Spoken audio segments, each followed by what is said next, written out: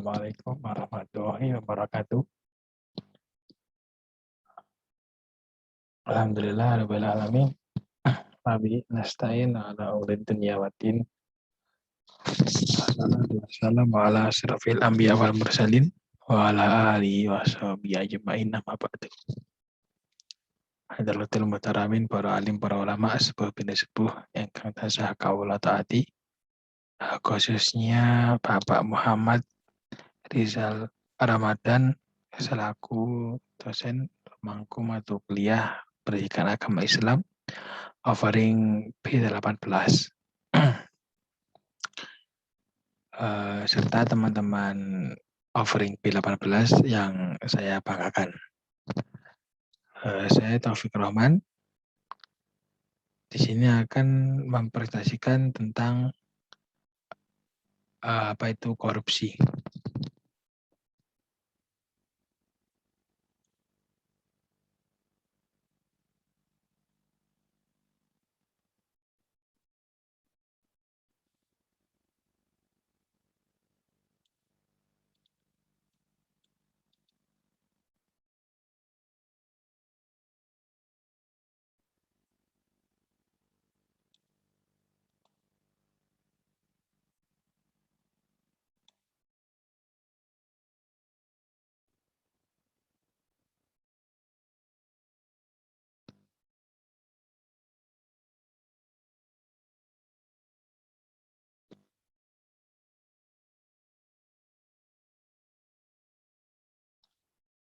Oke, yang pertama adalah korupsi. Pengertian korupsi. Secara bahasa, kata korupsi tidak ada dalam Al-Quran atau bahasa Arab. Kata korupsi berasal dari bahasa Latin, corrumper, corruptio, corruptus. Kata tersebut kemudian diadopsi oleh beberapa bangsa di dunia. Dalam bahasa Inggris, kata tersebut diserap menjadi corruption dari kata kerja korup yang berarti jahat atau rusak. Dalam bahasa Prancis dikenal kata corruption yang juga berarti rusak. Kata korupsi yang dipakai dalam bahasa Indonesia merupakan serapan dari bahasa Belanda corruptie yang berarti curang atau jahat. Sedangkan menurut istilah, korupsi mempunyai arti yang bermacam-macam.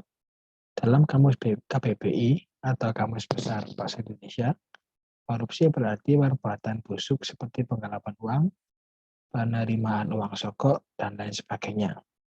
Istilah ini kemudian dikaitkan dengan perilaku jahat, buruk atau curang dalam hal keuangan di mana individu berbuat curang ketika mengelola uang milik bersama. Oleh karena itu, korupsi diartikan sebagai tindak pemanfaatan dana publik yang seharusnya untuk kepentingan umum dipakai secara tidak sah untuk memenuhi kebutuhan pribadi. Inilah istilah korupsi yang lazim dipakai dalam istilah sehari-hari. Kutip Hasibuan pada Budak Plus.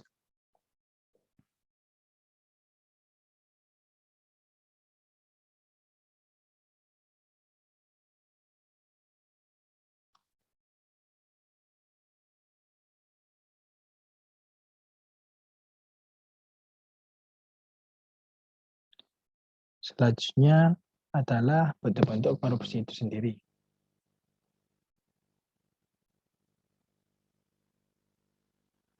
Bentuk-bentuk korupsi itu diantara lain terdapat yaitu A. Gulul atau penggelapan, riswah itu suap, hadiah, gratifikasi, syarikoh pencurian, dan kianah atau kecurangan. Yang pertama adalah gulul. Gulul secara bahasa adalah akhdu syai' wa tassuhu fi mata'ihi. Mengambil sesuatu dan menyembunyikannya dalam hartanya. Pada mulanya, gulul merupakan istilah untuk penggelapan harta rampasan perang sebelum diberikan kepada yang berhak. Ibnu Hajar al-Asqalani mengartikannya dengan khianat fil maghnam, pengkhianatan pada rampasan perang. Lebih jauh, Ibnu Qutaibah dalam kitab Az-Zarqaninya menjelaskan bahwa perbuatan khianat dikatakan gulul karena orang yang mengambilnya menyembunyikan pada harta miliknya. Kata gulul menurut Ar-Rumani berasal dari kata khalal yang artinya memasukkan air ke dalam sela-sela pohon. Khianah disebut gulul karena memasukkan harta yang bukan miliknya secara tersembunyi, dan samar dari jalan yang tidak halal. Larangan penggelapan ini tertera dalam Al-Quran, surat Ali Imran ayat 161 yang artinya tidak mungkin seorang nabi berkhianat dalam urusan harta rampasan perang. Barang siapa yang berkhianat dalam urusan rampasan perang itu, maka pada hari kiamat ia akan datang membawa apa yang dikhianatikannya. Kemudian tiap-tiap dia akan diberi pembalasan tentang apa yang ia kerjakan dengan pembalasan yang setimpal. Sedang mereka tidak dianiaya. Yang kedua ada riswah atau suap. Riswah ini juga merupakan salah satu bentuk korupsi yang dengan cara menyuap atau menyogok orang yang memiliki kepentingan. Orang yang menyuap disebut al-rosi, sedangkan yang mengambil atau yang disuap disebut al-murtasi. Sedangkan perantara antara kedua orang ini disebut al-roisi. Umar mendefinisikan suap ini sebagai sesuatu yang diberikan oleh seseorang kepada orang yang mempunyai kekuasaan atau jabatan agar ia memberikan kepada si pemberi sesuatu yang bukan haknya. Yang ketiga ada hadiah atau gratifikasi. Hadiah ini dalam fikih Islam juga disebut hibah, yaitu pemberian sesuatu kepada orang lain atas dasar kerelaan dan tanpa mengharap sesuatu apapun selain ridha Allah. Namun pemberian hadiah ini menjadi haram hukumnya jika untuk kepentingan tertentu seperti pemberian hadiah kepada pejabat, atasan, atau penguasa untuk mendapatkan keuntungan pribadi. Selanjutnya ada syarikoh atau pencurian. Ya, pencurian ini adalah mencuri, mengambil barang yang bukan miliknya. Yang terakhir ada khianat, ialah perbuatan tidak jujur, melanggar janji, melanggar sumpah, atau melanggar kesepakatan. Ungkapan khianat juga digunakan oleh seorang yang melanggar dan mengambil hak orang lain dalam bentuk pembatalan sepihak perjanjian khusus ataupun muamalah.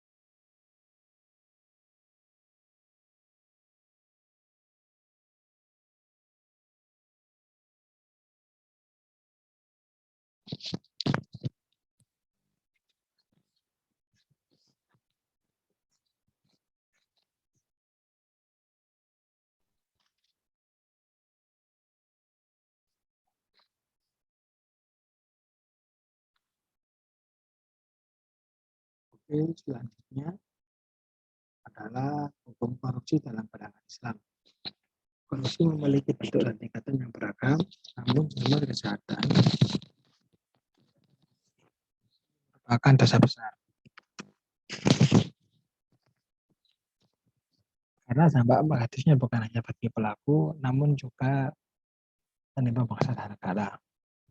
Dengan demikian, modus hukuman bagi para koruptor disesuaikan dengan modus kejahatan dilakukan.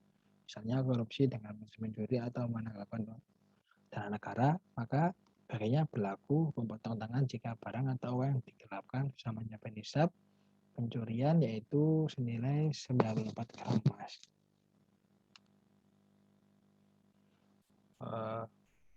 Hukuman lain bagi koruptor adalah takzir, mulai yang paling ringan berupa penjara atau berikutnya pemecatan dan masukkannya dalam daftar orang yang tercela atau tasyir, penyitaan harta untuk negara hingga hukuman mati. Hukuman ini disesuaikan dengan besar kecilnya jumlah uang atau barang dikorupsi dan dampaknya bagi masyarakat. berikutnya ada motif-motif korupsi. Yang pertama adalah motif internal. Ini terdiri dari sikap terlalu mencintai harta, sikap tamak dan serakah, sikap ideologis dan hedonis, pemahaman agama yang dangkal, dan nilai kejujuran. Bisa kita tarik kesimpulan bahwa semuanya berkaitan dengan hawa nafsu. Semua 5 sikap motif korupsi ini erat kaitannya dengan pemenuhan nafsu pribadi. Karena memang benar nafsu itu ternyata adalah hal yang sangat menyesatkan. Maka sebaik-baiknya kita sebagai orang muslim adalah mencoba untuk memerangi hawa nafsu tersebut.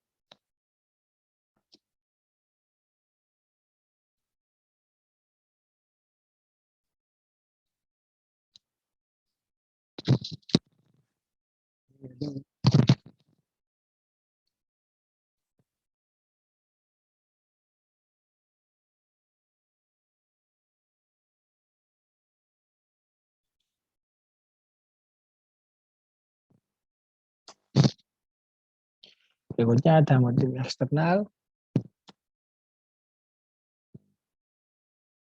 Yang pertama adalah adanya kesempatan dalam sistem yang rapuh, faktor budaya, faktor kebiasaan dan kebersamaan, penegakan hukum yang lemah. Yang pertama adalah adanya kesempatan dari sistem yang rapuh. Biasanya ini adalah keahlian seorang pencuri dalam mengamati tempat yang ada dirinya. Sehingga ia dapat mengetahui bahwa mungkin ada celah-celah untuk masuk ke tempat yang ada dirinya. Yang berikutnya adalah faktor budaya. Memang kadang budaya tempat kita tinggal bisa menjadi contoh untuk orang-orang yang lain. Yang berikutnya adalah faktor kebiasaan dan kebersamaan, dan yang terakhir adalah penegakan hukum yang lemah. Ini yang kita sering temui, penegakan hukum yang lemah itu kadang-kadang kan dikasih atau ya memang bagaimana lah, karena kata pepatah adalah yang punya uang yang bisa membeli sekarang.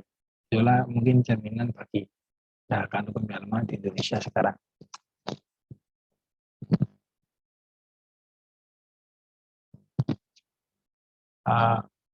Berikut adalah bahaya korupsi bagi kehidupan kita. Yang pertama adalah bahaya korupsi terhadap individu. Bahaya korupsi terhadap kehidupan generasi muda, terhadap kehidupan masyarakat, sistem politik, sistem birokrasi, administrasi. Yang terakhir adalah upaya mengembangkan budaya anti korupsi. Ini budaya anti mencontek, pelagi dan tidak absen, serta membangun teguh amanah. Budaya-budaya ini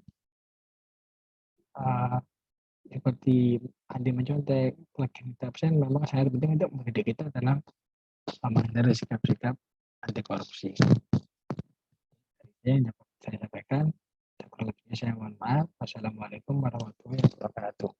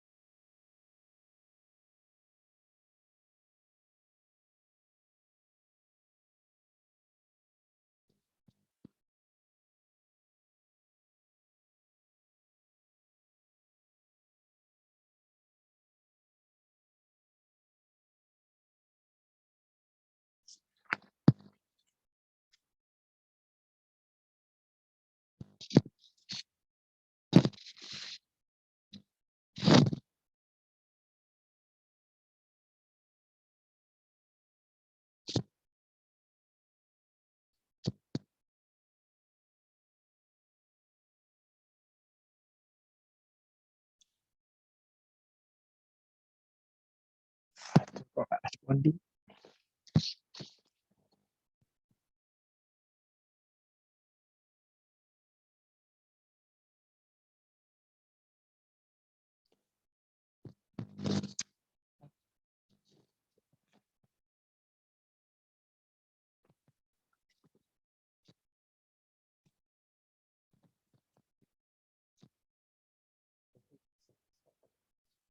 Salah lagi.